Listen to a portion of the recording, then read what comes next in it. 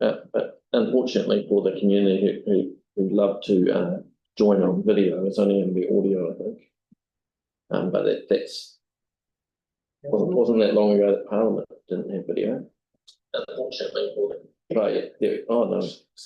There's a delay, so we can't see.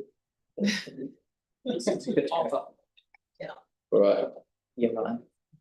Right. So greetings to the public who've just joined us. Well, we're going to look at the Bromley Roads update, and we have some staff here present. We have Anne Tomlinson and Tom Williams and Amy Rice. If you'd like to join us at the end. Hi, Anne. I think that you presented at my very first community board decision-making meeting in 2010. Yeah, very likely. Not here. No, it's right here. Yeah. Yep, I would have done. This has to be a copy of the presentation. It only came this afternoon, so we'll upload it after. Did you approve it? Probably. Sorry, what was You it? would have approved it back then too. Oh, definitely. Definitely. Might have even been talking about me on the phone too. Oh, gosh, that was a long time ago, wasn't it? Yeah. Yeah. That was fun. Well, welcome. Okay. So you want to, if you want to give us your presentation, and we'll hold questions, and that way it will allow you to get through it. So please note your questions down and hold your horses, elected members. Do we need to turn this? It'll hear you, but if you press the see, there's a face with down most of it. Yeah, we're going. Awesome.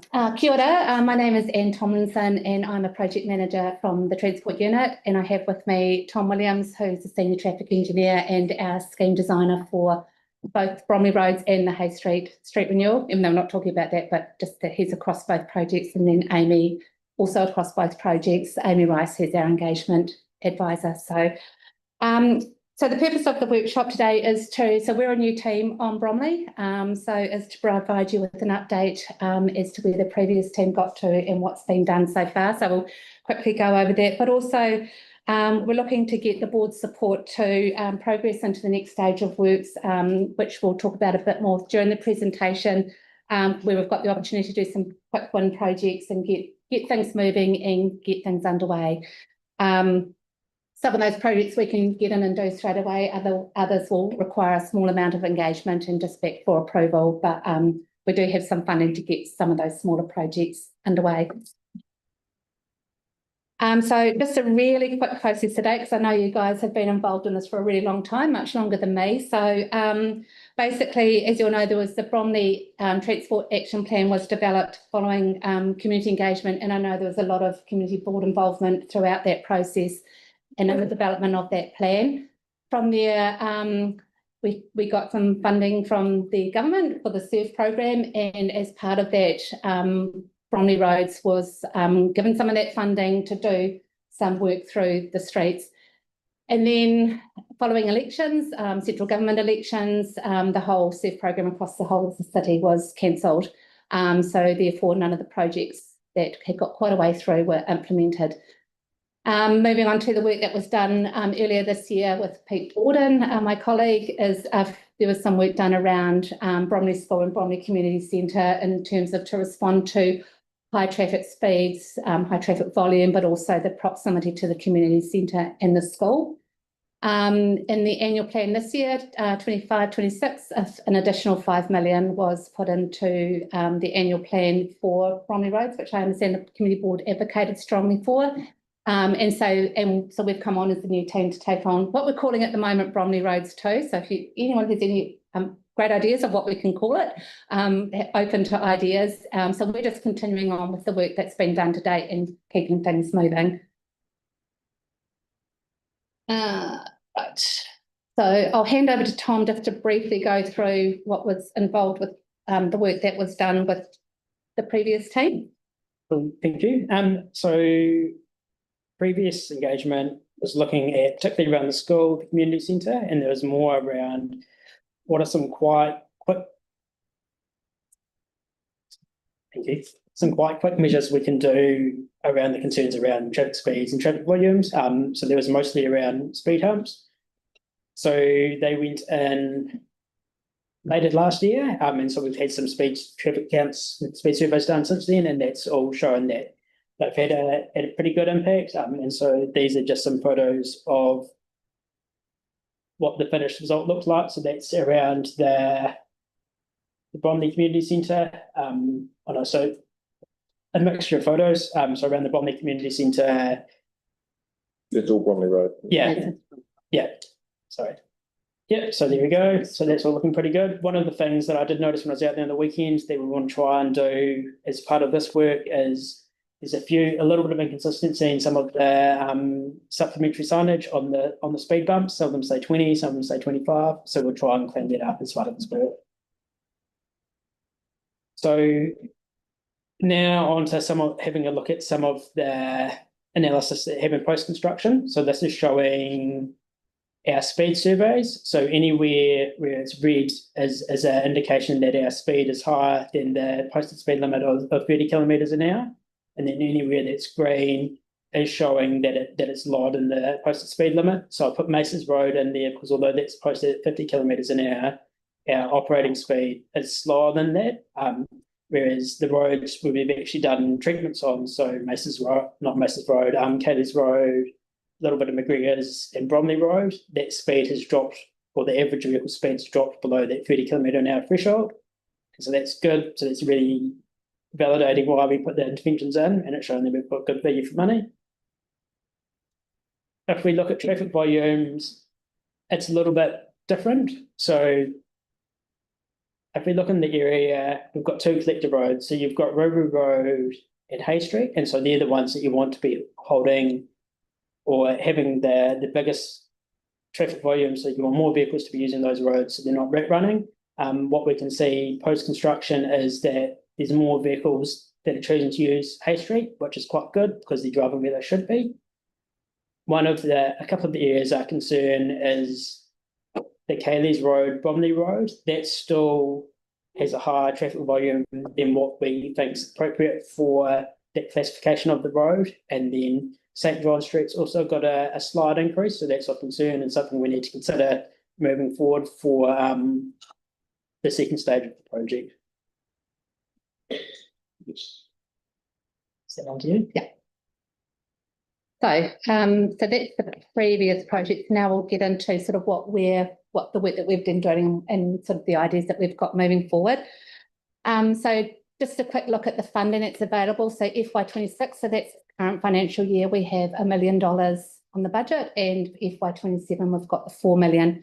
We're able, so when I talked about quick wins earlier on, we're able to deliver $1.2 million worth of work under the existing SURF contract with Isaac Construction. So that's where we see our quick wins. So we're not having to go through the process of going to tender and then awarding that work, and so which can add months delay. So it means we can get in and do some work early in the new year, and we've started having some early discussions with Isaacs and looking at what sort of work we can do sort of to that value that we can deliver really quickly in the first half of 2026.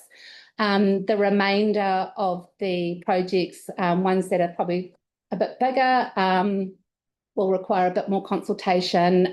We're going to then lump them's probably not the correct word, but we will tender those along with the Hay Street renewal project. So when it goes out to tender, it's going out as one tender of works. So therefore it will be one contractor doing the work. It will all be done consecutively. So for example, if they've got concrete setting on Hay Street, for example, they can go off and do some work on the Bromley Road. So everything all happens together. So the impact on the community, while it might be quite busy, it means it's happening in a shorter time frame, one contractor, one lot of comms. So it should help things move a lot quicker as well. So when I talk about quick wins, what we've used as, I guess, our guide when we've looked at what projects we can do to get through quickly. So we've looked at projects that have been identified through previous engagement and also are recommended out of the Bromley Transport Action Plan. Working with Rory and his team, we also looked at projects that aligns with the recommendations from the Weaving the East report, as well as projects that were have been pre-approved through the SURF Bromley Road. So projects that have gone through the SURF process and have been approved So therefore, we're not having to go through that whole consultation process again. However, there will be a level of engagement with residents, just a bit of a reminder to say, hey, this is what was approved, we're looking at developing it. There is, which is the scheme designs that were previously approved as part of SCIRT, which the community board were involved in that process back in the day. And also some other works that are sort of over and above the SURF approvals, but work that we can do without having to go through engagement. And that's where we're looking, which Tom will talk a bit more about just gateway signage, making existing 30K signage more prominent, and looking at another projects along Kelly's Road, which is a bit of curb and channel and landscaping, which will require some engagement, but it's an extra project that's fallen out of ongoing conversations with the community. On to you now, Tom. Cool, thank you. So initial conversations through from the working group and from the previous consultation has identified that speeds still are an incredible concern, particularly when you're turning off the main road, so the main arterials like Linwood Road, and then going into the community area. So one of the things that we can do quite quickly is looking at putting in speed gateway signage, so that photo provides an example, although we can't do red paint because of maintenance concerns, but it's looking at having more prominent speed signage as an indication that, hey, you're turning off an arterial road, you're going into more of a local or residential street. And so it's just the first stage of starting to set an expectation that, hey, this is actually a changed environment, we want you to slow down. And then what we'll do in consecutive projects is look at, okay, we've put in the signage, what can we then do to start reinforcing that when you're getting further on into the local community and the local area. And we can put Bromley on that 30K signage as well, if you would want to. It's with how that's got Central City, we can actually put Bromley on all those periphery signs if that's something you guys would like to do. And I suppose, for lack of better words, one of the reasons why this is a quick one is it's something we can bang out pretty easily. So we've got Isaac's on board. They're also doing some investigations on the Hay Street. So this is something we can probably do pretty early on in January and February. So it's really giving you a really good bang for your buck and a really good visual impact. So we can put that out. And then as we move on to looking at the other projects in both the medium and longer term, they can see something up. So the second stage of the quick wins, which would be probably looking at delivery in March, and that's just because there's a little bit more of a complexity. And so that's the likes of, in terms of that bucket of $1 million, we can probably look at doing some improvements to 4 intersections. And so that could be the likes of St. John Street, how we can, because we know that's concern around your running of your heavy vehicles, so how we can do a restriction there. So it could be looking at a left in, left out, or potentially a closure. So that's one of the interim solutions we'll be looking at. And then so that's why we just need a little bit more time to be able to develop the scheme and consult on that. And then also looking at tightening the curve radiuses around some of the other internal intersections as well. And also mention that as part of this next stage of quick wins, we'll be looking at doing that. There's a little bit of curb and channel on Kaylee's Road, just around that bend there. And so it's looking at putting that in and putting some infill planting. And that's both from a maintenance perspective, because we know there's some issues with a little bit of seepage of water, but also because there's been some concerns from residents around vehicles parking and ripping up the grass and those sort of things. So once again, these quick wins aren't rocket science, they're not overly complex, but they're what we can do pretty easy early on just to get some runs on the board, show the community we're committed to the area, we're committed to doing improvements, and so it's getting the stuff progressing pretty quickly.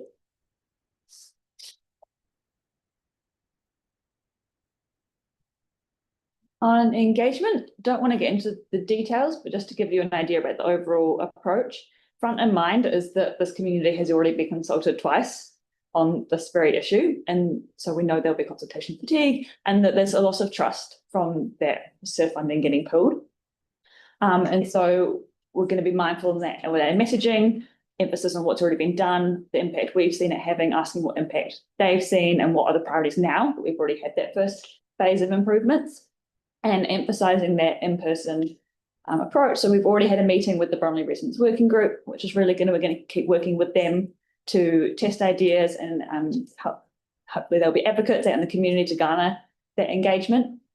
Utilising the Bromley Community Centre for having hard copy material and in-person events. We left a big A1 map up there when we met with the working group so people can start, getting awareness that this project is coming and can start highlighting specific interventions that they're keen on. Provide updates to the community through the webpage that we've already got and utilising like the school newsletter to get the word out there about what we're doing. And then, as Tom alluded to, on those quick win interventions, we'll talk to the directly affected residents, as well as down the line doing that broader public consultation about the overall priorities for the area. And our final slide is just next step. So today we just come to see you guys to provide you an update and just really get support from the board to progress onto the quick wins and some of those other projects that have been approved through SURF, and to just start to get momentum going so we can start basically early in the new year and keep the work sort of running as smoothly as we can through most of next year and early 2027. There'll be ongoing engagement with the community and the community board. We'll be back for approval on projects that haven't already been approved. Again, to keep initially be probably the smaller projects to get them approved, like the Keelys Road and there's a couple that in St John Street. Will be back to you early in the new year on to get approval with the bigger projects. Again, they've been pulled from SURF, but some that will require sort of a bit of wider consultation. As I said earlier, the second part, so the major part of the Bromley roads, the remaining funding will be tendered as part of Hay Street. So that's all delivered together. And then we're looking at construction, all going well, on Hay Street and the rest of Bromley Road, sort of late, sort of 2026. And so, yeah, it's going to be a busy year next year. So, yeah. We go to Jackie, who's got a question. I just wanted to, and Dan's got a question. I understand that, or I have some idea that NZTA are doing like a review of the Christchurch network. They've been doing some kind of review, and so one of the questions I had is again about the Masons Road intersection, because for all of this to work well, I think we need lights at that intersection, and it's definitely something that the community supports and that truck drivers would support. And so just wanted to underline that. Like, I mean, I'm not surprised given what residents have said about St John Street. And we've been asking for a while for some kind of traffic calming there, at least at the Masons Road intersection. So that's really good. But wanted to underline that. I think that the missing bit in all of that is the Masons Road. And we can follow up with NZTA and see where that's sitting with them as well as part of this work. But yeah, definitely. Jackie, and then Yanni, and then Greg. Hi, I'm going to talk about that Masons Road, Dyers Road intersection as well, because we have been to Waitai numerous times now and asked them, and they've said it's not a necessary thing for them to do. Well, of course it isn't, because the trucks aren't going to that intersection because they can't utilise it. But I just wanted to bring up about John Street, some of the things you said, you could maybe close it or whatever. We have approached Transport about doing work at that intersection with St John Street and Masons Road in the past. And they've said that they cannot narrow it for trucks because there's actually part of the bus route. So I don't know that I don't know that a bus could drive through a closed intersection, so that's something we might want to. Yeah, we can certainly check it out. To have a look at that. The other thing is Bromley Roads Working Group has now been functioning since 2017, and I'm actually on that group. So I'd like to know when you met with them why I wasn't invited or told, because I was on that group and I've heard nothing about Bromley Roads or contact or that I was part of that group. My understanding is they've had one meeting over that electoral period. Right. So they would have been because of the election that obviously. The only one was like between when we were elected and when we were. Right. That seems like a really bizarre time to be having a meeting without elected members. This has been one of our projects, especially for Yanni and I, since 2019. No, it was 2019, it wasn't 2018, it's 2020. And it just seemed really bizarre that that meeting was had I guess not when we weren't able to attend, not or to invited or told. not to speak for the staff, but I'd imagine part of it as well with the election and the timing, and if it was waited till the inaugural meetings had all happened and you're starting to track into the new year. So you start losing that momentum you guys are talking about in their presentation. So it's always a challenging time. There are just things that we've been actually shut out for.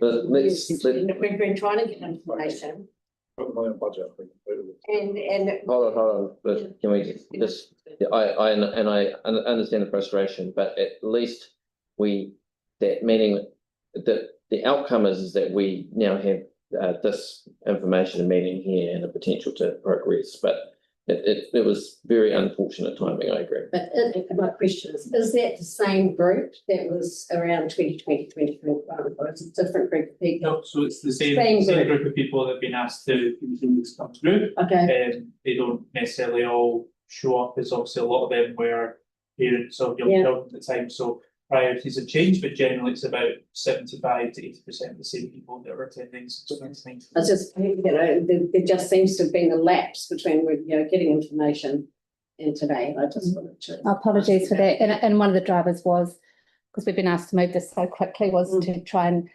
touch base with them as a new group, to meet with them as before we came to meet with you guys. So it was no intention. Oh, yeah, I'm not trying to tell you off. No, I'm just yeah. trying to say, hey, Yeah. it would have been good if we'd been able to be part of that, having been involved in it since 2019.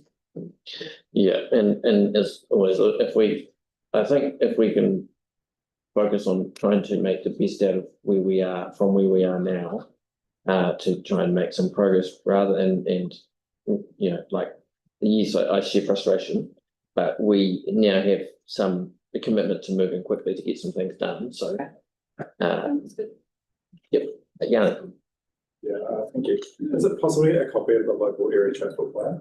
Because I still haven't seen the local area transport plan. Is that the Bromley Transport Action Plan, do you mean? Yeah, it's the plan that was supposed to be done to inform the 24 LTP. I can. So I think one of the concerns I've got is that I understand there was a need for some quick ones. There was also a need for an overall plan, because what you do on one street has an impact on other streets, as we've seen in St John's Street. Now again, the residents complaining about the heavy vehicles going through because of the speed bumps that have been put in elsewhere. So my understanding, and I've gone back through the presentations that we've had, was that there were kind of like three key aspects to this. One was around doing some quick ones. The second was around developing the local area transport plan, Right. and then consulting the community as part of the LTP with what was funded, what's not funded, and then agreeing to it, and then seeking budget where we didn't have it, or obviously changing the plan to meet budget. But we've never seemed to get to that point. So I mean, this work was supposed to be done to inform the 24 LTP. It didn't happen. It was supposed to be done to inform the 25 draft plan. It didn't happen.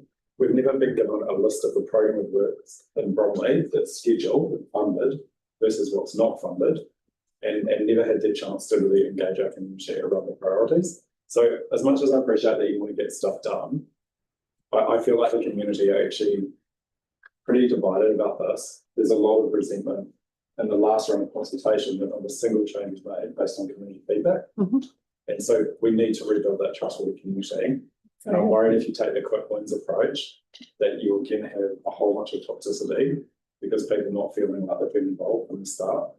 So I'm just kind of thinking, like, in terms of a way forward, like, are we able to get just a coherent, clear transport plan with an idea of what costs are and what can be funded and what's not funded under current budgets? Because there's a whole bunch of program level stuff that I understand is on our budget. I just don't know what year.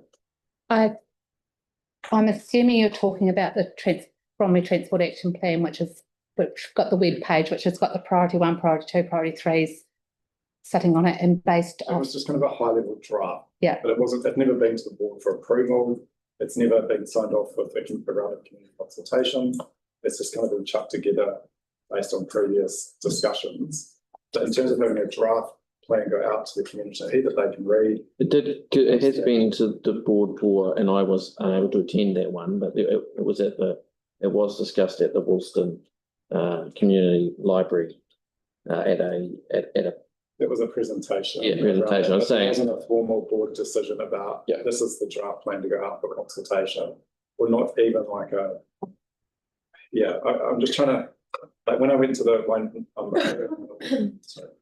When I went to a film on the weekend, it was great. Staff had a really cool engagement around Waitai Park with a plan, a whole bunch of different things. That's the sort of thing that we just haven't had for the Bromley Transport Plan. And so, like, we've got Bromley in the park coming up, Christmas in the park on the weekend. Christmas in the Brom, yeah. Christmas is and we've, like, and those also have been to previous Bromley events, we try to get information to engage people, but it needs to be in a way that's easy to understand and simple to make submissions on. So in my mind, there's a gap, because a lot of the surf stuff was rushed. A lot of it was like using QR codes. People, first time they knew about some of those projects was to start working on this in web blocks. So we need to do better, particularly in this area who feels really disengaged and also disconnected, disenfranchised from council decision making. I think certainly with the intersection projects we're looking at doing while they've been approved under surf. And there is approval based on the surf consultation. The idea was that we would still go back and engage with those people. Like, it wasn't like, hey guys, here we are, we're building you a new intersection because of something that was approved 2 years ago. There certainly will be a level of engagement, which is what Amy talked about with the affected residents. And I guess we used the 4 intersections that are previously approved as an opportunity to get things done quickly and get this initial funding that we can use without having to go to tender, and start to get some work on the ground based on the feedback that has come back from the community, rather than us coming up with a whole new set of ideas. Can I just suggest, like, one thing that I think would be really important, because the speed humps have been incredibly contentious. Yes. Have we done a survey around what people's impressions are of the changes that we've currently made? Like a post-construction survey, just to see. Yep. Like, I get that you've got the vehicle counts and the speed counts, and that's great. And I did have some questions around if you can see with heavy vehicles on St. John Street, for example, versus normal cars around vehicle counts. I don't know if you can. Yeah. But, like, I just wonder if there's a step of checking in around the current thing. Like, for example, I heard, and again, this is not to say that it's factual, it's just stuff that people were raising with me. I'm really concerned about the quality of some of the painting on the speed humps and stuff we've heard about the signage. Yep. Well, we can certainly look at doing some form of survey with the people on Keeley's Road, for example, and around Bromley Community Centre. I mean, the meeting we had with the residents working groups, I mean, their feedback was positive, and Pete's received some positive feedback, just but he's also received some negative feedback. So we can certainly do some sort of survey on the street to see. Absolutely. Just two? Yeah, two final pieces of feedback. One is, when we started this project, one of the really important things was this wasn't just about going down speed, although that's important. It was actually also about improving the amenity in this area, and that seems to have dropped off. So when we did the last ones, it was just the speed humps, and we tried to get some improvements along the streetscape. So I'm just really keen that we don't lose sight of doing that kind of healthy street, plant some trees. Yeah, it's definitely on our radar. Keeley Road's going to get some. Yeah. And the second point is, final piece of feedback is that working group that came back to the board and got pulled. There was a report, and we were going to appoint people to it, and then it got pulled. And so I just really want to understand the status of it, because, again, like, I guess to Jackie's point, like, I'm really concerned. I was asking for months now what's happening with these projects, what's happening with timeframes. I was told I'd be given an update after starting the meeting. Then I was told I wouldn't get an update till after the election. And then there's been meetings held in the community that we haven't known about, with a working group that, to my understanding, is not last came to the board. We actually, the board got pulled, and we weren't happy with that group, or for whatever reason, and the structure or whatever. And so I didn't think that group was still continuing. I didn't think it was still continuing. Yeah, I thought it had finished, and we were told that we were going to look at new ways of engaging the community. So I'm just really puzzled as to kind of where we've got to. But I want to get stuff done in this area. We are appointing a board member to that group today. And when you say the report came to the board, was that the LCH board? No, it was this community board at the start of last term. Okay. And there was a conversation about who the membership was. Is my understanding. Yeah, I would check, but I thought we appointed, I thought you appointed Jackie to that group. Yes. Believe so. So Yeah, but I've never been. Yeah. So, I, you know, we can sort out the issue with the group. And I mean, I do think, so there was obviously downstream effects from the changes that have been made, and that, you know, traffic humps are always divisive, and particularly when you have the downstream effects like we have, which is why it's good to see St John Street on the plan. And that we have funding to do the whole area. Again, I will go back to the Maces Road intersection. I would think being the key, but don't worry, I haven't forgotten, Greg. You know, but there's lots more work being done on the weave in the east, and I've, you know, got some quotes. And you know, one of the quotes is just follow through. That's the big thing. Is there's lots of talking. And then they don't follow through. People kind of feel like they don't get heard very much, because you actually need to follow through for people to feel heard. So it's a tension between talking to people and delivering. If you consult and then reconsult until you've done some delivery, then you actually break trust. It's a bit of a paradox. Yeah. But you know, so I do think we need to go back to those people, but I wouldn't want to delay it unnecessarily. That's my view. Yeah, and I think one thing is, I mean, because we're also quite aware that there's quite a few speed humps have gone in, so speed humps are definitely not up here as a thing, so we're definitely looking at other options that we can provide, including, like you mentioned, Yanni, about amenity and improving the amenity visually through landscaping and other ways of providing traffic calming without putting in speed humps. At St John, you know, like I proposed, I talked to somebody from a unit around, you know, narrowing that to make it harder for trucks to get in, because that's the big problem. And Yeah, which is what probably we're going to start looking no, at. sorry, Greg, you've been very patient. When the traffic counts were done, was there any counts done for the heavy vehicles travelling down Brockman Road as well, to see if it's changed? Yep, so whenever they do a traffic count, you can have a breakdown of your heavy vehicle split. So if you go onto it, the CCC count database, all of the updated counts are on there, and they'll give you a split down, or else alternatively we can just email them out.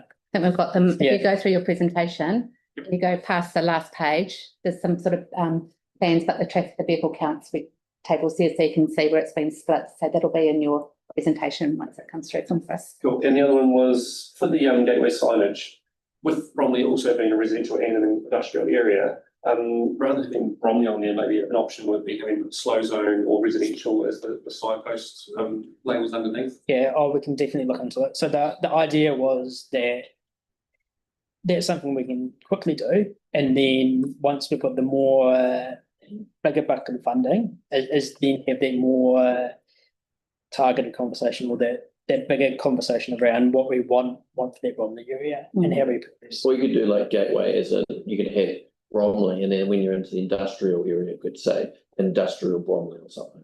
You know what I mean? Yeah, I was just thinking if you've got, and through Preston's, there was an area where someone had a sign up and watch out for our kids. It was something as simple as that, just to highlight that it is a residential space. It's not designed for heavy vehicles, which is what like Macy's Road is really designed for. So whether that could be an option, so it differentiates away from being something that is both a residential and an industrial area. Right. Do we have any further burning questions? No. All right. Thank you very much. And look forward to hearing back. Hopefully, we'll see you at Christmas in the prom. Yeah. If you come up with any wonderful names that we can use in our engagement in terms of the project, because Bromley Roads too, if you know, it's a bit like, Road like- in the prom. yeah. Right. Thank you. Thank you. Our meeting starts at 4:30 sharp. So we can't start any sooner. How's Alex?